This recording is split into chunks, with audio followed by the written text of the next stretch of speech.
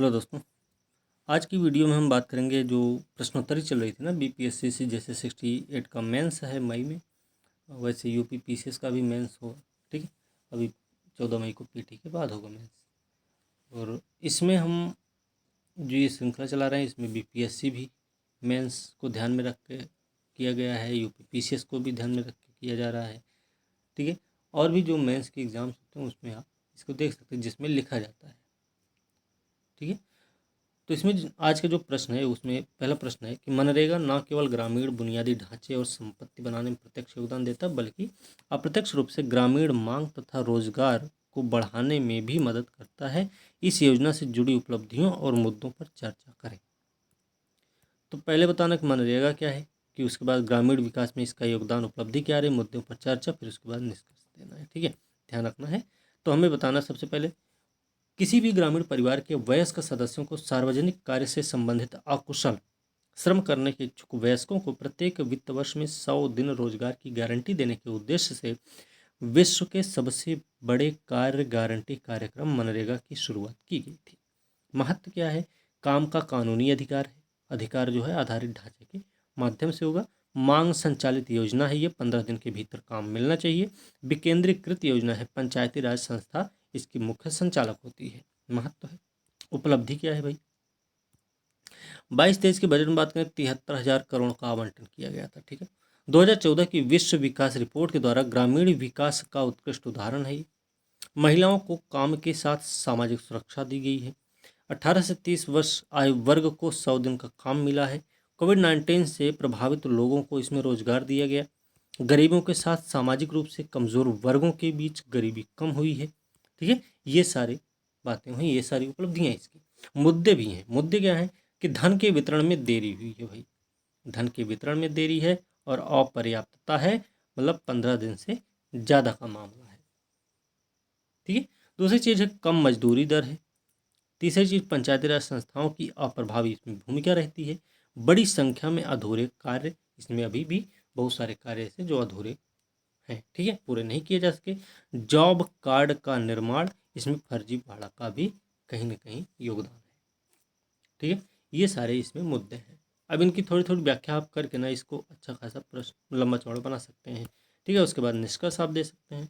योजना का सुदृढ़ीकरण करना चाहिए। सरकारी विभाग, कार्य आवंटन, मापन तंत्र के बीच बेहतर समन्वय की ज़रूरत है। जेंडर वेज गैप, जो महिला 22.24% इसमें कम कमाती हैं, उस पर ध्यान देना चाहिए। अल्पकालिक उपाय करना चाहिए, कार्यस्थल पर तुरंत काम मिल जाए, ऐसा कुछ हो।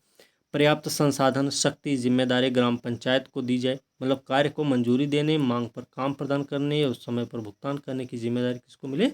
ग्राम पंचायत को देनी चाहिए। ठीक है, आगे की राह के रूप में ये सब है। ग्रीन इंडिया पहल, स्वच्छ भारत अभियान से जोड़ा जाए इसको। तत्काल हितधारकों के प्रति सोशल ऑडिटिंग की व्यवस्था भी की जाए। ये सारे उपाय किए जा सकते हैं। ठीक है, इससे ये का और भी कारगर हो जाएगा। ठीक है, अब अगला प्रश्न देखेंगे। अगला प्रश्न है, सरकार की संसदीय प्रणाली के गुण दोष क्या हैं? भारत में संसदीय प्रणाली को अपनाने के कारण क्या थे? तो सीधा सीधा प्रश्न है, इसमें गुण बताना है, दोष भी बताना है, फिर क्यों अपनाया गया तो वो भी बताना है। 3 प्रकार का प्रश्न पूछा गया। पहले तो क्या है, सरकार की जो संसदीय प्रणाली वो क्या होती है, संसदीय प्रणाली बतानी, गुण दोष बताना, फिर भारत में अपनाने का कारण बताना है इसमें। ठीक है, कैसे बताएंगे? ऐसी प्रणाली जिसमें कार्यपालिका अपनी नीतियों और कृत्यों के लिए विधायिका के प्रति उत्तरदायी होती है, उसे सरकार का वेस्टमिंस्टर मॉडल भी कहते हैं। गुण क्या है इसका? गुण देखेंगे तो विधायिका कार्यपालिका के बीच सामंजस्य रहता है, ये गुण है इसका। जिम्मेदार सरकार का निर्माण होता है। निरंकुशता पर प्रतिबंध लगता है। वैकल्पिक सरकार की व्यवस्था भी प्रदान करती है संसदीय सरकार, साथ में व्यापक प्रतिनिधित्व भी होता है इसमें। ठीक है, लेकिन दोष भी हैं। दोष क्या है भाई?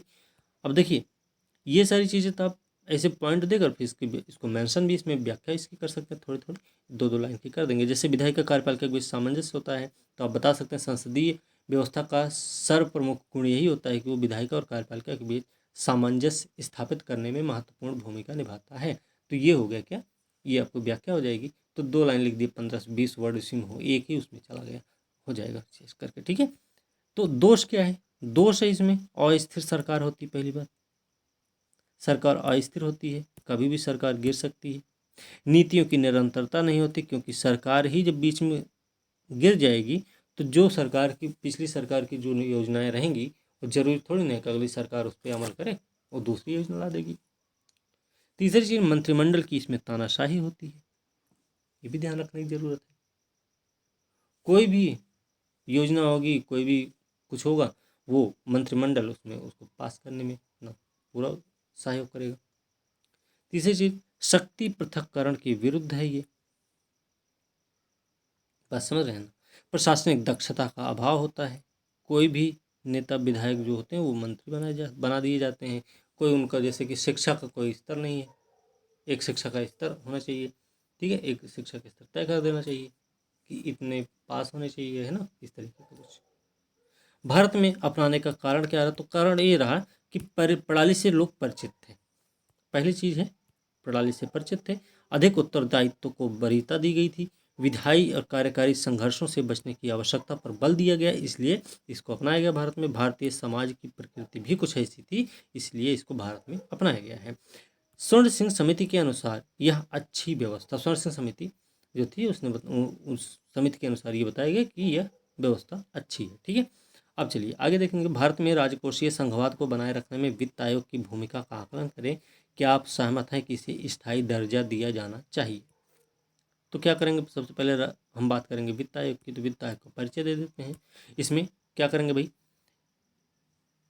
अनुच्छेद 280 के तहत स्थापित वित्त आयोग एक संवैधानिक और स्वतंत्र निकाय है जो राजकोषीय संघवाद के केंद्र में स्थित है। इसके कुछ काम होते हैं, जैसे काम क्या है, केंद्र राज्य सरकार की वित्तीय स्थिति का आकलन करना, करों के बंटवारे की सिफारिश करना, सार्वजनिक खर्च की गुणवत्ता में सुधार की सिफारिश करना, ये वित्त आयोग के कार्य हैं।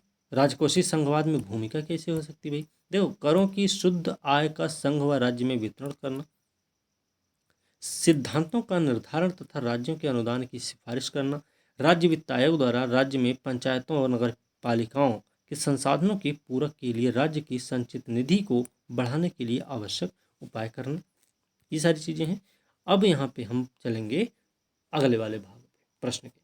बदलते वित्तीय परिवेश और अपने कार्यों में काफी विस्तार के बावजूद वित्त आयोग ने केंद्र राज्य वित्तीय संबंधों को सुचारू कामकाज को सुनिश्चित किया है। स्थायी दर्जा देने के पक्ष में तर्क दे देते हैं थोड़ा सा, जैसे राजकीय समेकन से समझौता किए बिना मजबूत व्यय योजना की आवश्यकता है, जिससे राजकोषीय संघवाद जीएसटी की गति पकड़ रहा है। दूसरा, वित्त आयोग के बीच एकरूपता लाने की आवश्यकता, जैसे राज्यों के निधि प्रवाह में निश्चितता हो सके। ज्ञान और क्षमता को जोड़ने, राजकोषीय विवेक को बढ़ावा देने में मदद करता है ये। साथ में संभावित सिफारिश की चुनौती प्रभावशीलता की दर पर स्पष्ट सुनवाई करने में ये सक्षम है। अगले वित्त आयोग के गठन तक एक इकाई के रूप में काम कर सकता है। सरकार के विशिष्ट उद्देश्य हस्तांतरण को ये डिजाइन कर सकता है वित्त आयोग, ठीक है। लेकिन यहाँ गैर राजनीतिक निकाय होने में काफ़ी योग्यता है, जो मुख्य रूप से करों को साझा करने के लिए स्थिरता और पूर्वानुमेयता प्रदान करता है, जो राजकोषीय संतुलन सुनिश्चित करता है। मतलब कि भारत में राजकोषीय संघवाद के लिए आगे का रास्ता यह है कि संस्थान में सभी हितधारकों के विश्वास को बनाए रखने के लिए वित्त आयोग के कार्यक्षेत्र पर ध्यान केंद्रित किया जाए। ये आपका क्या हो जाएगा, निष्कर्ष के रूप में हो जाएगा, ठीक है। आप ऐसे देखेंगे ना तो ये करीब 400 वर्ड में चला जाएगा, 300 350 वर्ड में हो ही जाएगा, ठीक है। तो इस तरीके से आप इसको कर सकते हैं। फिर अगला प्रश्न है, सूचना का अधिकार अधिनियम पथ प्रदर्शक कानून है जो गोपनीयता के अंधेरे से पारदर्शिता की ओर बढ़ने का संकेत देता है। टिप्पणी कीजिए। पीसीएस में भी पूछा जा सकता है, यूपीएससी का भी सिलेबस है, पीपीएससी के भी सिलेबस में ये है, पॉलिटी है ना, सब में है पॉलिटी। तो देख लेते हैं। स्वतंत्रता के बाद भारत में इसमें क्या क्या पूछा गया, एक तो सूचना का अधिकार पूछा गया, क्या है वो बताना है। फिर ये पथ प्रदर्शक कैसे है ये बताना है। फिर ये गोपनीयता का अंधेरे से पारदर्शिता की ओर बढ़ने का संकेत देता है, ये बताना है। 3 प्रकार के प्रश्न पूछे गए इसमें। तो स्वतंत्रता के बाद भारत में पारित सबसे सशक्त व प्रगतिशील कानूनों में से एक है आरटीआई, राइट टू इन्फॉर्मेशन, जो प्रत्येक सार्वजनिक प्राधिकरण के कामकाज में पारदर्शिता और जवाबदेही को बढ़ावा देकर नागरिक को सशक्त बनाता है। आरटीआई से पहले की स्थिति क्या थी, आधिकारिक गोपनीयता अधिनियम 1923 में लाया गया था। यह अधिनियम लोगों को सरकारी गतिविधियों के बारे में जानकारी से वंचित करने, प्रशासन में गोपनीयता और अपारदर्शिता को प्रोत्साहित करने के लिए डिजाइन किया गया था। कौन सा? ये आधिकारिक गोपनीयता अधिनियम 1923 की बात है। सूचना के अभाव ने क्या किया? लोगों और सरकार के बीच में अविश्वास का माहौल पैदा कर दिया, जिसने विकास को बाधित भी किया और लोकतांत्रिक शासन को खतरे में डाल दिया था। आरटीआई यानी एक बात क्या क्या हुआ है? इसने नागरिकों के लिए पारदर्शी वातावरण तैयार तो किया, साथ ही उन्हें विभिन्न तरीकों से सशक्त भी किया है। जैसे क्या भाई? जवाबदेही के रूप में, सहभागी लोकतंत्र के रूप में, पारदर्शिता के रूप में, आम लोगों को सशक्त बनाने के रूप में, लोक सेवकों को सशक्त बनाने के रूप में। ठीक है, बात करें इसमें चुनौतियां भी हैं। चुनौतियां क्या क्या हैं? ग्रामीण क्षेत्रों में अपर्याप्त लोगों को जानकारी ही नहीं है। सूचना के प्रबंधन और प्रसार के लिए उचित प्रणाली का अभाव है। यहाँ पे आरटीआई अनुरोधों से निपटने के लिए जन सूचना अधिकारी की अक्षमता भी है यहाँ पे। साथ ही नौकरशाही मानसिकता और दृष्टिकोण जो सूचना चाहने वालों के लिए गोपनीयता, धमकी, खतरों को प्रोत्साहित करते हैं। ये सारी चुनौतियां हैं इसमें। तो ये सारी चीज़ें बताएंगे, फिर हम आगे की राह भी बता देंगे। जैसे क्या बताएंगे भाई? ग्रामीण क्षेत्रों में जन जागरूकता अभियान चलाया जाए। ठीक है, जन जागरूकता अभियान चलाया जाए। सार्वजनिक प्राधिकरणों को सूचना के स्वैच्छिक प्रकटीकरण के व्यवहार को प्रदर्शित करना चाहिए। साथ ही सूचना चाहने वाले के पास पर्याप्त सुरक्षा होनी चाहिए। ये आगे की राह है। लोकतंत्र को सूचना की पारदर्शिता की आवश्यकता होती है, जो इसके कामकाज के लिए महत्वपूर्ण है। भ्रष्टाचार को रोकने, सरकारों और उनके उपकरणों को शामिल करने के प्रति जवाबदेह रखने के लिए यह आवश्यक है। इतनी चुनौती के बावजूद भी आरटीआई ने सार्वजनिक क्षेत्र में पारदर्शिता के स्तर की शुरुआत की है। अतः इसे सुशासन प्राप्त करने की दिशा में एक नया कदम कहा जा सकता है। तो ठीक है, ये आपको प्रश्न हो गया पूरा, यहाँ पे कंप्लीट हो गया। अगला भी प्रश्न देखते हैं। विभिन्न क्षेत्रों में माइक्रोबियल फ्यूल सेल के संभावित अनुप्रयोगों की चर्चा कीजिए। विभिन्न क्षेत्रों में माइक्रोबियल फ्यूल सेल के संभावित अनुप्रयोगों की चर्चा कीजिए। ठीक है, इस पे बात कर लेते हैं।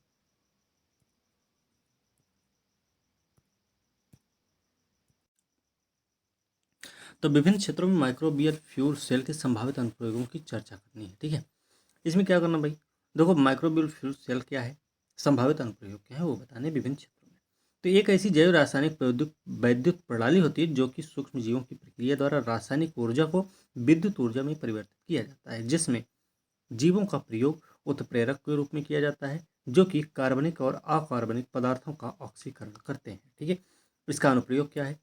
सबसे पहले विद्युत उत्पादन में क्या यूज है? कम विद्युत आवश्यकता वाले परिपथों, जहां बैटरी की आवश्यकता अव्यावहारिक होती है, वहां पर इसका प्रयोग होगा।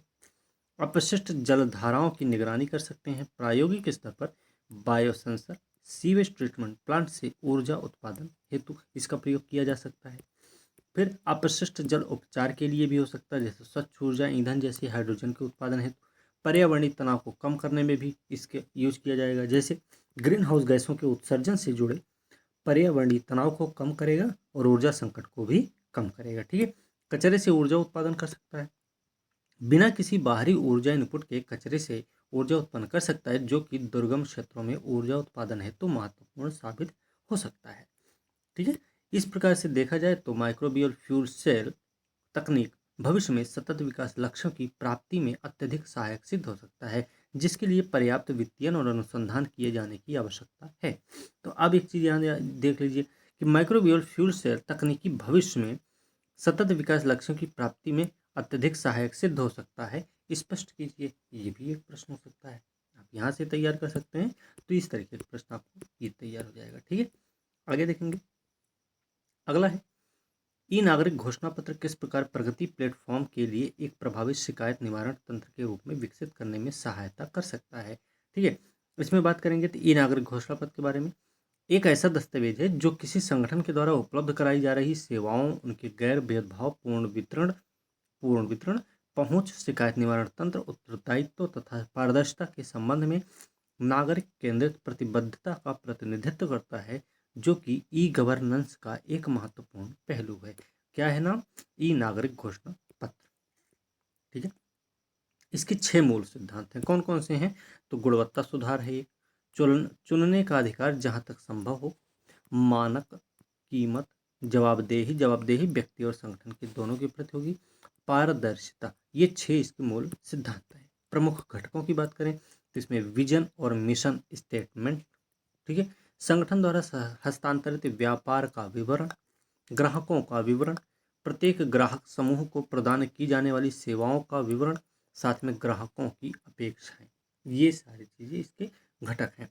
प्रगति ऐप के बारे में भी देखें तो प्रगति ऐप क्या है? Proactive governance and timely implementation, ठीक है, ध्यान रखना। उद्देश्य क्या है? सतर्क प्रशासन और समयानुकूल संस्कृति प्रारंभ करना, ठीक है, इसका उद्देश्य है।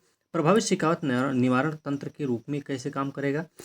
तो डेटा प्रबंधन, वीडियो कॉन्फ्रेंसिंग, भू स्थानिक प्रौद्योगिकी प्रयोग के माध्यम से प्रधानमंत्री किसी विषय पर संबद्ध केंद्रीय तथा राज्यों के अधिकारियों से सूचना प्राप्त कर सकता है, सही स्थिति की जानकारी ले सकता है। दूसरा, त्रिस्तरीय प्रणाली है इसकी, पीएमओ, केंद्र सचिव, राज्य सचिव, ठीक, 3 स्तर पर काम करेगा। प्रत्येक महीना वीडियो कॉन्फ्रेंस के माध्यम से संवाद, ठीक है। तीसरा और अगला क्या है? प्रधानमंत्री के समक्ष लोक शिकायत, चालू कार्यक्रम, लंबित परियोजनाओं का डेटाबेस चिन्हित किया जाएगा और समाधान भी खोजा जाएगा, ठीक है। ये सारी चीज़ें इसमें हैं, इन सब चीज़ों को आप लिखेंगे। साथ ही आप लास्ट में इसका एक निष्कर्ष देंगे, जैसे नागरिक घोषणा पत्र कानूनों के उचित क्रियान्वयन तथा सेवा वितरण के लिए एक मजबूत संस्थागत तंत्र उपलब्ध कराता है। प्रगति के माध्यम से लाल फीताशाही और भ्रष्टाचार की प्रवृत्ति में कमी लाने हेतु प्रभावी समाधान उपलब्ध कराए जाएंगे इसी के माध्यम से, ठीक है। तो ये हो गया। अगला प्रश्न देखें, ये GS4 का प्रश्न है, यूपीएससी और यूपीपीसीएस के लिए है। लोक जीवन के मानकों को नोलन समिति के अनुसार व्याख्यायित कीजिए, ठीक है। तो भारतीय लोकतंत्र में सार्वजनिक पदों पर आसीन सिविल सेवक जनता के प्रति जवाबदेह होने के साथ साथ नीति निर्माण, नीतियों क्रियान्वयन, सरकारी संसाधनों के प्रबंधन, उनके समता मूलक वितरण की जिम्मेदारी होती है किसमें? जनता से, सिविल सेवक पर, ठीक है। 1994 में गठित हुई थी नोलन समिति। इसकी अनुशंसा क्या क्या रही है तो ये देखते हैं पहले। तो पहला है निस्वार्थता, पदाधिकारियों को व्यक्तिगत लाभ से तटस्थ होकर व्यापक जनहित हेतु कार्य करना चाहिए। दूसरा सत्यनिष्ठा है, बाहरी व्यक्ति या संगठन के साथ वित्तीय या भौतिक लाभ के वशीभूत न होकर ईमानदारी से सरकारी कार्यों का निष्पादन करना चाहिए। तीसरा है वस्तुनिष्ठता, इसमें क्या है? नियुक्ति, संविदा की स्वीकृति, फंड का निष्कासन करने के मामले में व्यक्तिगत पूर्वाग्रह, पक्षपात से तटस्थ रहने की आवश्यकता है। फिर है जवाबदेहिता, सिविल सेवकों को निर्णय और नीतियों के क्रियान्वयन को पूरी निष्पक्षता और ईमानदारी से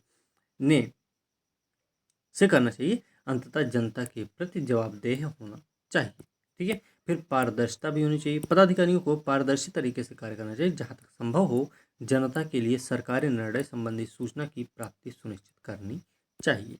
फिर ईमानदारी भी होनी चाहिए, सार्वजनिक अधिकारियों को अपने कृत्यों और अपनी पेशेवर जिम्मेदारियों के प्रति ईमानदार होना चाहिए। फिर नेतृत्व की भी बात होगी, तो सार्वजनिक अधिकारियों में उच्च नेतृत्व क्षमता होनी चाहिए ताकि समाज के सभी वर्गों को साथ लेकर चला जा सके तथा नीतियों का प्रभावकारी क्रियान्वयन सुनिश्चित किया जा सके, ठीक है। अतः देखा जाए तो उपयुक्त सिद्धांत किसी भी सार्वजनिक कार्यालय और उसके पदाधिकारियों पर जनता का विश्वास बढ़ाते हैं तथा पदाधिकारियों को भी जन केंद्रित नीति निर्माण, उनके क्रियान्वयन हेतु मार्गदर्शन प्रदान करते हैं, ठीक है। तो ये भी एक प्रश्न हो गया। तो इसे आप ऐसे ही समझ भी सकते हैं, इसको ऐसे लिख सकते हैं, ठीक है। लिख लें, ज़्यादा सही रहेगा, ठीक है, याद हो जाए कम से कम क्या क्या है इसमें। चलिए अगला प्रश्न देखेंगे। भारत में बेरोजगारी के विभिन्न कारणों की चर्चा करते हुए बेरोजगारी के विभिन्न रूपों का वर्णन करना है। ये वाला प्रश्न पूछा भी गया था बीपीएससी में, है ना, मेंस वाले में ऐसे ही कुछ पूछा गया था, ठीक है। चलो इसका देखें उत्तर क्या है। तो इसमें बेरोजगारी के विभिन्न कारण बताना है, फिर बेरोजगारी के विभिन्न रूप बताने होंगे। तो पहले बेरोजगारी होती क्या है ये बताओ। व्यक्ति द्वारा सक्रियता से रोजगार की तलाश करने के बावजूद जब उसे काम नहीं मिलता ना, उसी को हम बेरोजगारी बोलते हैं। इसका प्रयोग अर्थव्यवस्था के स्वास्थ्य के मापक के रूप में करते हैं। प्रकार की बात करें, इसके प्रकार क्या क्या है। तो प्रकार है प्रच्छन्न बेरोजगारी, पता है आपको, आवश्यकता से अधिक लोगों का किसी काम में लग जाना, जैसे कृषि और संगठित क्षेत्र में लगे लोग होते हैं। मौसमी बेरोजगारी होती है, ये भी कृषि में मिलती है। वर्ष के कुछ महीनों मौसमों के दौरान लोगों द्वारा अपनाया गया रोजगार, जैसे खेतिहर मजदूर होते हैं। फिर संरचनात्मक बेरोजगारी होती है, जैसे बाजार में उपलब्ध नौकरियों तथा श्रमिकों के बीच कौशल के बीच असंतुलन होने से उत्पन्न जो बेरोजगारी होती है वही संरचनात्मक बेरोजगारी। ये कौशल के अभाव में और शिक्षा के अभाव में बेरोजगारी होती है। ठीक है। चक्रीय बेरोजगारी क्या है? व्यापार चक्र होता है, जैसे आर्थिक विकास, आर्थिक मंदी, इन सब के परिणाम स्वरूप ये होता रहता है बेरोजगारी। आर्थिक मंदी आई तो बेरोजगारी हो गई, आर्थिक विकास हो गया तो मंदी, वो बेरोजगारी खत्म हो जाती है ना। पूंजीवादी अर्थव्यवस्था में ऐसा होता है फिलहाल। फिर तकनीकी बेरोजगारी है, प्रौद्योगिकी में विकास के कारण भी उत्पन्न बेरोजगारी, जैसे विश्व बैंक का आंकड़ा है, फैक्ट्रियों में मशीनों का प्रचलन हो जाए। ठीक है। फिर सुभेद्य बेरोजगारी है, ये क्या है कि बिना किसी सामाजिक सुरक्षा और कानूनी सुरक्षा के लोगों द्वारा अनुबंध के आधार पर किया जाने वाला काम है, असंगठित क्षेत्रों में किया जाता है। भारत में बेरोजगारी के कारण क्या भाई? पहली बात तो सामाजिक कारक है, जैसे जाति व्यवस्था का प्रचलन है, सामाजिक प्रथाएं जो संयुक्त परिवार प्रथा है, इसमें पितृसत्तात्मक समाज भी है, बेरोजगारी का प्रमुख कारण है। फिर जनसंख्या का तीव्र विकास और संसाधन की कमी है, कृषि का प्रभुत्व है, यहाँ पे आधा भाग तो कृषि पर निर्भर है, कृषि का अविकसित स्तर भी है, और मौसमी रोजगार होता है। कुटीर उद्योगों का पतन है, कुटीर और लघु उद्योगों का पतन है। अब देखिए इसमें बढ़ावा दिया जा रहा है सरकारी द्वारा, तो अब क्या है, कुटीर और लघु उद्योगों का पतन है। और ये क्या करते हैं ना, कुटीर और लघु उद्योग जो होते हैं ना, बहुत बड़े स्तर पर लोगों को रोजगार देते हैं। ठीक है। श्रम की गतिहीनता भी है यहाँ पे, श्रम की गतिहीनता कम होने और परिवार से लगाव के चलते दूर दराज कोई नहीं जाना चाहता। भाषा, धर्म, जलवायु समस्या, ये भी एक समस्या है, इसके लिए बेरोजगारी है। शिक्षा प्रणाली में भी दोष है, सही प्रशिक्षण, विशेषज्ञता की कमी है, कौशल की कमी है, इसलिए लोगों को रोजगार नहीं मिलती है ना। ये सारी चीज़ें। फिर आगे की राह के रूप में देखेंगे तो हमें श्रम गहन उद्योगों को बढ़ावा देना चाहिए, जैसे क्या है, खाद्य प्रसंस्करण, चमड़ा उद्योग, लकड़ी निर्माता, फर्नीचर, कपड़ा, परिधान, वस्त्र जैसे उद्योगों का विकास होना चाहिए। उद्योगों का विकेंद्रीकरण करना चाहिए, सभी क्षेत्रों के लोगों को रोजगार देने के लिए उद्योगों का विकेंद्रीकरण आवश्यक है, अर्थात ग्रामीण क्षेत्र से शहर की ओर पलायन रुकेगा तथा जिससे शहरी संसाधनों पर दबाव भी कम होगा। ठीक है। और राष्ट्रीय रोजगार नीति का मसौदा तैयार करना, ये भी एक उपाय हो सकता है। एक बहुआयामी वाले हस्तक्षेपों के समूह को शामिल करते हुए राष्ट्रीय रोजगार नीति की शुरुआत होनी चाहिए, जिसमें कई नीति क्षेत्रों को प्रभावित करने वाले सामाजिक आर्थिक मुद्दों की एक पूरी श्रृंखला हो। तो ऐसा भी एक उपाय हो सकता है इसमें। ठीक है। अब देखिए अगला प्रश्न देख लेते हैं। अगला प्रश्न क्या है? नई राष्ट्रीय बौद्धिक संपदा अधिकार नीति के तहत उपलब्धियों का उल्लेख करते हुए इससे जुड़े मुद्दों पर चर्चा कीजिए तथा राष्ट्रीय बौद्धिक संपदा अधिकार नीति 2016 की प्रमुख विशेषता बताइए। ये अर्थशास्त्र का प्रश्न है, तो ये आपका बीपीएससी के सेकंड पेपर में पूछा जा सकता है, बाकी यूपीएससी और यूपीपीसीएस के जीएस पेपर में पूछा जा सकता है। ठीक है। तो इसके बारे में देखते हैं।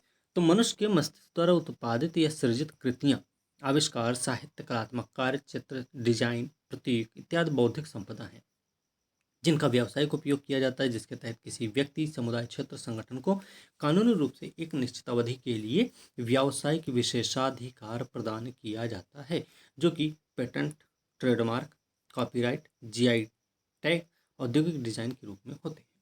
बौद्धिक संपदा अधिकार किसी भी राष्ट्र की रचनात्मकता और अन्वेषणों को प्रोत्साहित करता है। मतलब भारत जैसे विकासशील देश में जहां नवाचार और रचनात्मकता का तीव्रता से प्रसार हो रहा है, वहीं इसे संरक्षित किए जाने की आवश्यकता है। ठीक है। तो अब इंटेलेक्चुअल प्रॉपर्टी राइट नीति 2016 क्या है, उसकी विशेषता क्या क्या है, तो देखेंगे। रचनात्मक भारत, अभिनव भारत के दृष्टिकोण से सभी आईपीआर को एक साथ मंच प्रदान करता है। प्रमुख लक्ष्य क्या है? आईपीआर का सृजन करना है, आम नागरिकों की जागरूकता और पहुंच सुनिश्चित करना है, साथ में बौद्धिक संपदा के लिए विधायी ढांचा प्रदान करना है, बौद्धिक संपदाओं का व्यवसायीकरण करना है, प्रशासन तथा प्रबंधन सुनिश्चित करना है। आईपीआर मुद्दों के लिए उद्योग संवर्धन, तीसरा पॉइंट, आईपीआर मुद्दों के लिए उद्योग संवर्धन, आंतरिक व्यापार नीति को नोडल एजेंसी, आईपीआर प्रमोशन और प्रबंधन हेतु self for IPR promotion and management का प्रावधान भी। उपलब्धि क्या है?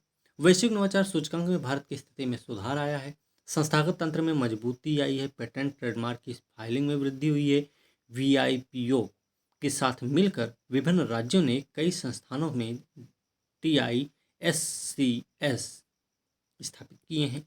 फिर समाज के सभी वर्गों में आईपीआर के आर्थिक, सामाजिक और सांस्कृतिक लाभों के बारे में जागरूकता उत्पन्न करना है। डिजाइनरों, कारीगरों, कलाकारों, वैज्ञानिकों की वास्तविक क्षमताओं का प्रयोग करने के लिए देश में आईपीआर सृजन को प्रेरित करना है। आईपीआर स्वामियों के हितों और व्यापक सार्वजनिक हितों के बीच सामंजस्य स्थापित करने के लिए सुदृढ़ और प्रभावी आईपीआर की व्यवस्था करनी चाहिए। इसका उद्देश्य करना है आईपीआर संबंधी उल्लंघनों से निपटने के लिए प्रवर्तन तथा न्याय निर्णय तंत्र को मजबूत करना इसकी विशेषता है। लेकिन चुनौती भी है। चुनौती क्या भी? भारतीय पेटेंट अधिनियम 1970 की धारा 3D पेटेंट की एवरग्रीनिंग की अनुमति नहीं देता। मतलब नो वारटिस का मामला आप देखेंगे तो आपको समझ में आएगा। अनिवार्य लाइसेंसिंग का प्रावधान है, विदेशी निवेशकों के लिए चिंता का विषय है। डाटा विशिष्टता संबंधी प्रावधान इसमें ये चुनौती है। अधिनियम का प्रवर्तन अत्यधिक कमजोर है, ये एक इसकी चुनौती है।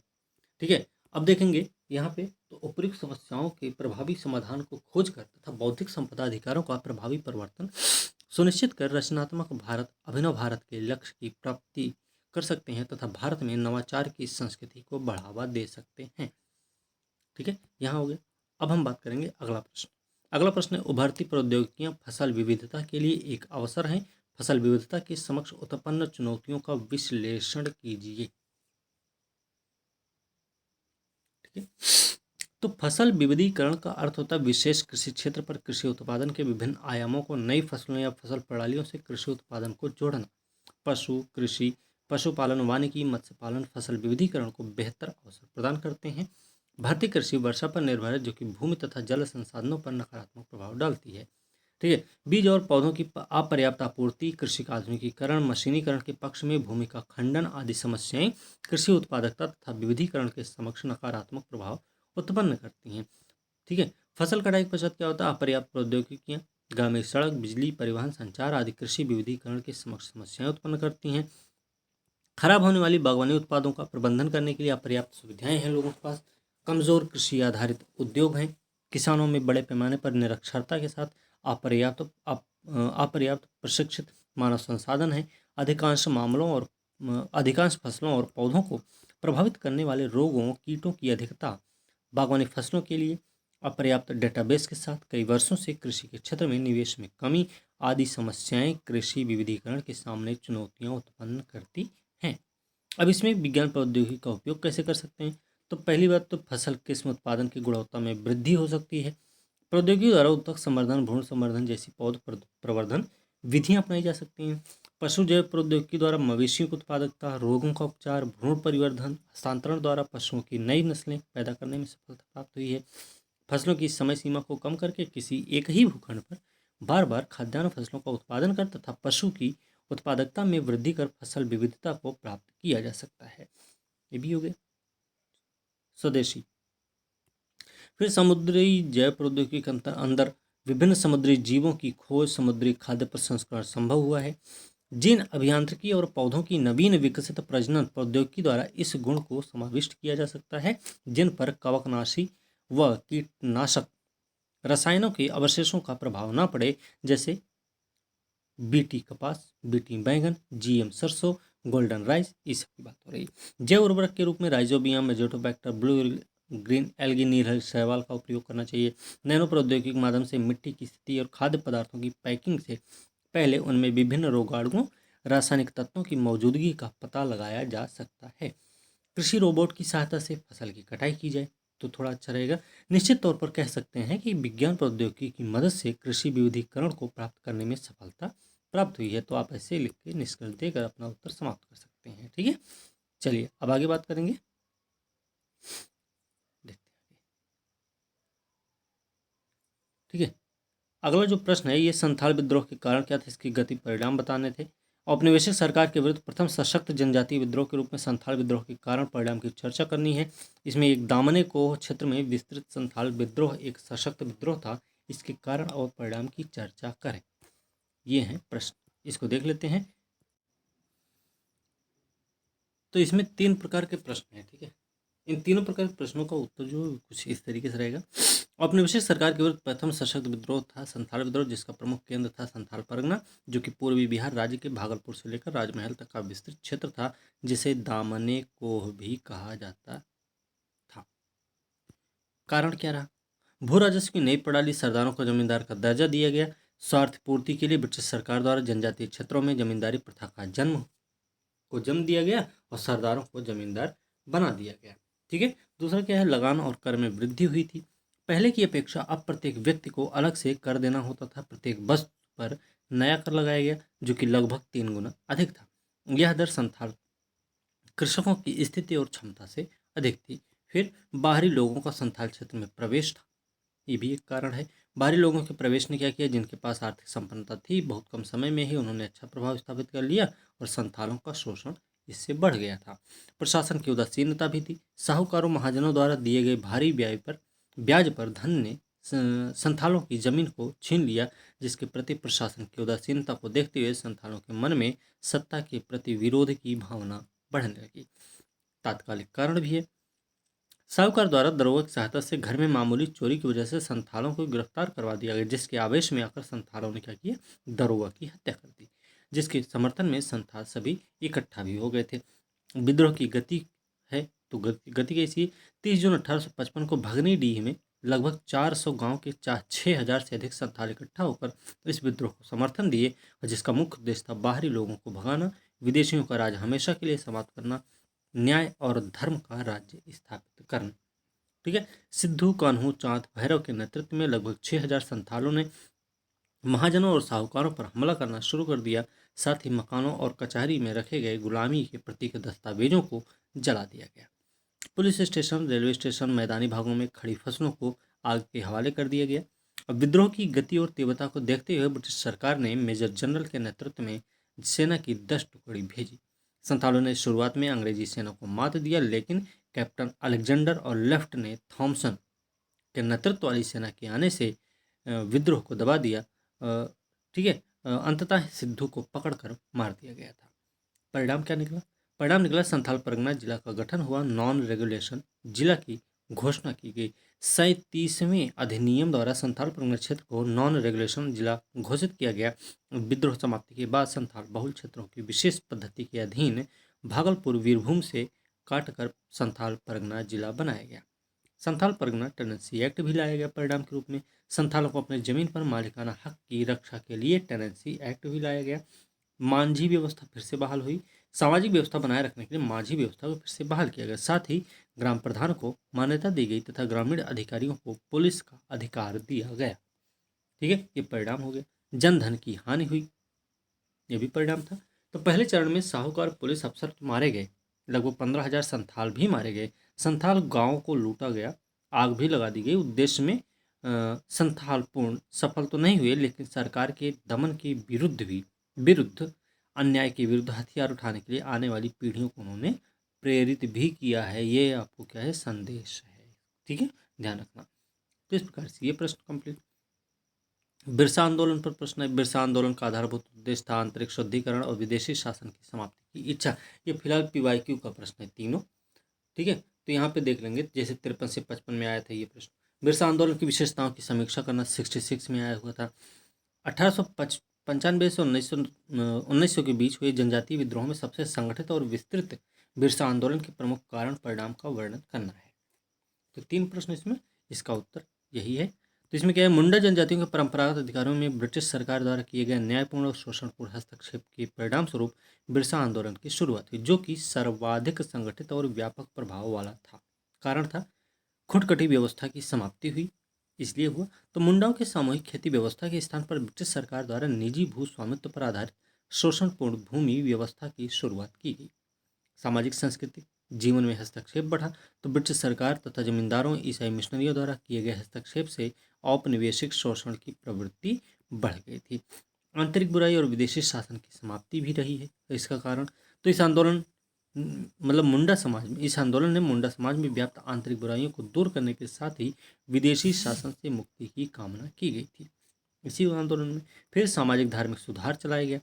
प्रारंभ में ईसाई धर्म से प्रभावित मुंडा ने वैष्णव धर्म अपनाकर अपने अनुयायियों को शुद्ध नैतिक आचरण करने पर बल दिया, अर्थात सामाजिक धार्मिक सुधार पर बल देते हुए मद्यपान, और शराब के निषेध का आह्वान किया। एक ईश्वर की उपासना पर बल दिया गया। निरर्थक कर्म कांडों को त्यागने को कहा गया। सतयुग की स्थापना का आह्वान किया गया।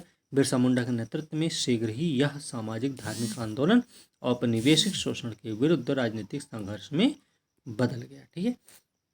अंततः 1899 में क्रिसमस की पूर्व संध्या पर ब्रिटिश औपनिवेशिक नीतियों के विरुद्ध अंग्रेजी शासन और दीकुओं के प्रभाव से मुक्ति हेतु विद्रोह की घोषणा की गई, और जिसमें लगभग 6000 मुंडा परंपरागत हथियारों के साथ अत्याधुनिक तकनीक हथियारों से युक्त ब्रिटिश सरकार और उसके एजेंटों के विरुद्ध छापामार पद्धति से संघर्ष की राह पर अग्रसर हुए। परिणाम क्या निकलेगा भाई? प्रत्यक्षतः असफल ही रहे। आंदोलन शुरू होने के लगभग तुरंत बाद ही बिरसा को गिरफ्तार कर लिया गया। हालांकि वह विद्रोह प्रत्यक्षतः तो असफल ही रहा, लेकिन इसने अंग्रेजी शासन को एक सशक्त चुनौती दे दी थी। ठीक है। दूसरा परिणाम क्या हुआ? एकता और संगठनात्मक विकास की प्राप्ति हुई। औपनिवेशिक शोषण के अंतहीन कष्टों से घिरा पाए जाने पर मुंडाओं ने जान की परवाह किए बिना सशक्त सत्ता के विरुद्ध संघर्ष छेड़ दिया। इसी के साथ ही आने वाले दौर के लिए यह आंदोलन जनजातियों में एकता और संगठनात्मक विकास के लिए प्रेरणा का स्रोत बना। फिर 1903 में खुटकटी व्यवस्था को मान्यता दी गई। 8 में छोटा नागपुर काश्तकारी अधिनियम पारित हुआ। ये सारी इसके परिणाम रहे हैं। ठीक है। अब विशेषता क्या रही भाई? देखो, यह एक सुधारवादी प्रयास था। पहली चीज, बिरसा ने नैतिक आचरण की शुद्धता और आत्म सुधार पर बल देते हुए जनजातियों को अंधविश्वास की जकड़न से निकालने के लिए में काफी महत्वपूर्ण योगदान दिया। अतः यह एक सुधारवादी प्रयास था। धार्मिक स्थिति में परिवर्तन था। एकेश्वरवाद का उपदेश देकर बिरसा ने अपने अनुयायियों को एक ईश्वर मतलब सिंह बोंगा नाम था की आराधना करने का उपदेश दिया, जिसका परिणाम पुनः एक आदर्श व्यवस्था आना और शोषण तथा उत्पीड़न का काल समाप्त होना बताया गया। ठीक है। फिर राजनीतिक पुनरुत्थान भी हुआ इसी में। ब्रिटिश सत्ता की सर्वोच्चता को स्वीकार करते हुए अपने अनुयायियों को टैक्स न देने के लिए प्रेरित किया इन्होंने। यह एक ऐसा आदर्श मुंडा समाज स्थापित करना चाहता था जहां लोग शोषण और अत्याचार के बिना सुखी जीवन का निर्वाह कर सकें। फिर सामाजिक व्यवस्था में परिवर्तन हुआ। अपनी हर जरूरत की चीज़ों को उत्पादित करने वाला मुंडा समाज परंपरागत रूप से आत्मनिर्भर था, परंतु ब्रिटिश शासन की स्थापना के बाद सामाजिक व्यवस्था छिन्न भिन्न हो गई थी, जिससे व्यथित होकर बिरसा इस सब व्यवस्था में परिवर्तन चाहते थे। ठीक है। फिर आर्थिक व्यवस्था में भी परिवर्तन हुआ। अंग्रेजी शासन की स्थापना के पश्चात जमींदारी प्रथा के आगमन ने जनजातीय आर्थिक व्यवस्था में व्यापक परिवर्तन आए, जिसे इस आंदोलन ने बदलने का प्रयास भी किया। निजी भू स्वामित्व की शोषणकारी व्यवस्था के विरुद्ध था, तो खुटकटी व्यवस्था जैसी सामूहिक भू स्वामित्व व्यवस्था के समाप्त होने के बाद निजी भू स्वामित्व व्यवस्था लागू हुई, जो शोषणवादी नीति पर आधारित थी। फिर प्रशासन के विरुद्ध 1806 में जमींदारों को पुलिस अधिकार दिए जाने के पश्चात मुंडाओं पर शोषण और अत्याचार में वृद्धि हुई, जिसके संदर्भ में अंग्रेजी साम्राज्य की मौन स्वीकृति ने जनजातियों में असंतोष की भावना का विकास किया। शोषण बढ़ने के साथ साथ असंतोष की वृद्धि ने आंदोलन का रूप ले लिया। फिर क्रांतिकारी आंदोलन है। 1895 तक बिरसा के अथक प्रयास ने 6000 मुंडाओं को एकत्र किया, जिसका प्रमुख उद्देश्य अंग्रेजों के राजनीतिक प्रभुत्व को समाप्त करना तथा सभी बाहरी लोगों को मुंडा क्षेत्र से बाहर निकालना था। विद्रोह की शुरुआत पूर्व निश्चित योजना अनुसार साहूकारों, मिशनरियों, सभी बाहरी लोगों पर आक्रमण किए गए और साथ ही रांची, खूंटी, तमाड़ क्षेत्रों पर छापे मारे गए। ठीक है। फिर गरीब गैर आदिवासियों के प्रति सहानुभूति भी थी। इस आंदोलन की प्रमुख विशेषता यह थी कि भैया गरीब गैर आदिवासियों पर हाथ ना उठाया जाए, जिसके चलते इस आंदोलन को बाहरी लोगों के कुछ वर्गों की सहानुभूति भी प्राप्त हुई थी। ठीक है। निष्कर्ष के रूप में ये कह सकते हैं कि बिरसा आंदोलन का प्रमुख उद्देश्य आंतरिक शुद्धिकरण, विदेशी शासन की इच्छा समाप्ति में सन्निहित था, जिसमें प्रगतिशील तत्वों का अभाव था। उपरोक्त विशेषताओं कारणों को ध्यान में रखते हुए कह सकते हैं कि यह आंदोलन पुरातन विचारों से संचालित था। परिणामतः यह कह सकते हैं कि औपनिवेशिक शोषण की वास्तविक समझ कम थी, फिर भी स्थानीय मुद्दों की प्रमुखता के बावजूद भी बिरसा आंदोलन ने आने वाले दौर में संचालित विविध जनजातीय आंदोलन हेतु सशक्त प्रेरणा स्रोत की भूमिका का निर्वहन किया है। ठीक है। तो ये सारी चीजें इसमें हो जाएंगी। ठीक है। ठीक है। तो फिलहाल आज की यही वीडियो अब यहीं पे समाप्त करेंगे। ठीक है। अब इसके आगे जो वीडियो होगी वो कल करेंगे, क्योंकि बहुत लंबा वीडियो हो जाता तो मज़ा भी नहीं आता देखने में। और उम्मीद करेंगे ना, ये जो वीडियोज़ हैं, ये जो प्रश्न हैं इसमें दिए गए, वो सब आप लोग प्रैक्टिस कर भी लेंगे। ठीक है। तो ऐसे ही आप इनको देख देख के प्रैक्टिस करें और बढ़िया से लिखने की कोशिश करें कि किस तरीके से आप लिख सकते हैं। थोड़ा थोड़ा क्या है कि उसको व्याख्यायित कर सकते हैं, है ना। थोड़ा अपने शब्दों में लिखने की कोशिश करिए, ठीक है, हूबहू ना लिखें। इसकी पीडीएफ भी मिलेगी, और इसकी पीडीएफ हम आपको जो आंसर राइटिंग प्रैक्टिस और एस्से वाला ग्रुप है ना, एस्से का जो प्रैक्टिस ग्रुप स्टार्ट करेंगे 25 तारीख से, उसमें हम इसका पूरा पीडीएफ जो क्वेश्चन का है वो सब आपको उसी में मिल जाएगा, ठीक है। इसकी सारी पीडीएफ उसी में देंगे, और इसकी जो फीस रखे हैं वो मात्र 300 रुपये रखे हैं। और ये आपको बीपीएससी मेंस 68 जब तक नहीं होता ये तब तक के लिए मान्य रहेगा, ठीक है। तो इसी के साथ आज की वीडियो यहीं समाप्त करेंगे। अगली वीडियो के साथ मिलते हैं, तब तक के लिए धन्यवाद।